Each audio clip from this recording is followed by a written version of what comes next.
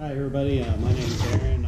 This is my channel, Poppleton Avenue, Leather and Crafts. This is my first video. I'm just going to kind of do an introduction of what I do. I just recently got into leather work, trying to make somewhat of a business or whatever out of it. I also do other crafts. I make like mala bracelets, horsehair. I make soap. Just a couple of designs I have for my leather is my field notes book and wallet.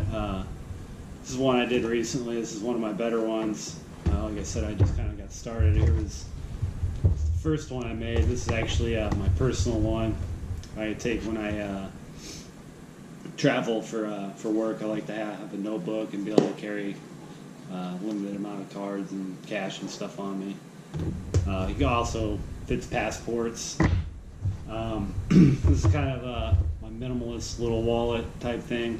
I actually kind of stole the design. Well, actually, all these designs are kind of stolen, I guess. I mean, everybody's already made something, basically similar to what everybody else makes. But who really motivated me to get started into leather work is I started watching, I forget his name, but he's got a channel on YouTube. It's Stock and Barrel Leather. They're out of Oregon.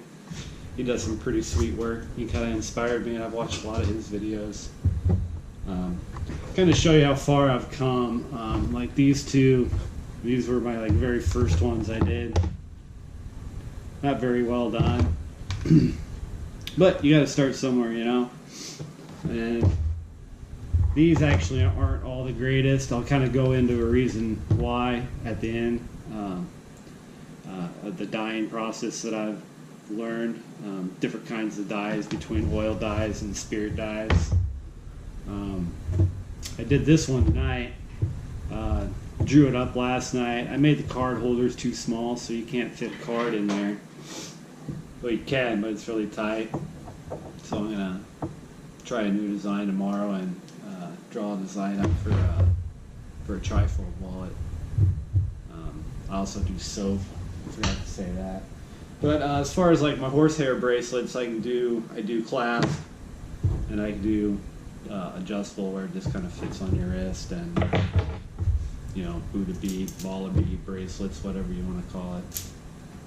I guess that's all I'm going to do for an introduction right now.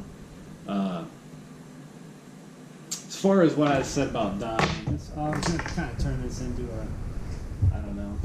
what I've learned so far since I started. I guess I've only been doing leather work now for maybe a month. I used to do a little bit when I was making knives for a while too.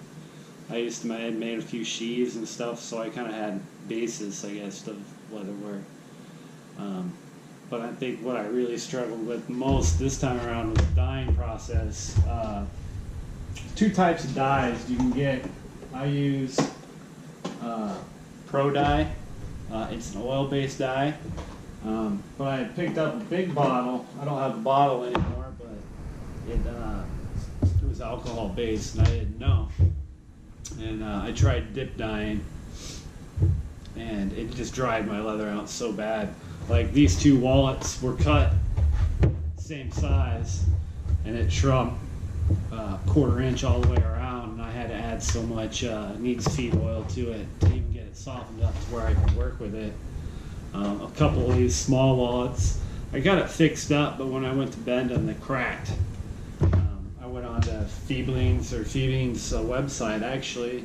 They have a recipe if you want to, the alcohol-based dye is a lot cheaper. But you can mix, they have a ratio to make it almost like the Pro Dye. It's 96% neat seed oil and 6% dye.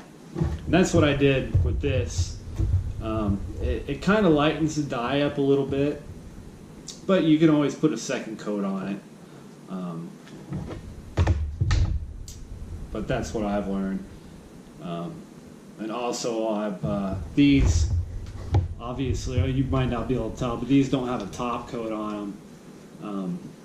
That's the second thing I really learned, is it needs to have a top coat. And this one kind of shiny. I use leather balm. It's got atom wax in it. Just rub it in there pretty lightly at first. I usually do one coat after I'm done, after the dye dries, and then I do one when I finish. The last one I do a little heavier, let it soak in, let it dry. Then you go back and you buff it up with a soft towel. Currently I'm just using an old cloth diaper, probably one I wore when I was a child, who knows. But I guess basically that's all I'm going to do in this video. Just kind of want to introduce myself and show some of the products that I'm going to offer. I will have an Etsy store. First, I want to see if I can actually move some product, and if I can move product, I'll have a website that everybody can go on to. But that's all I got for you guys today.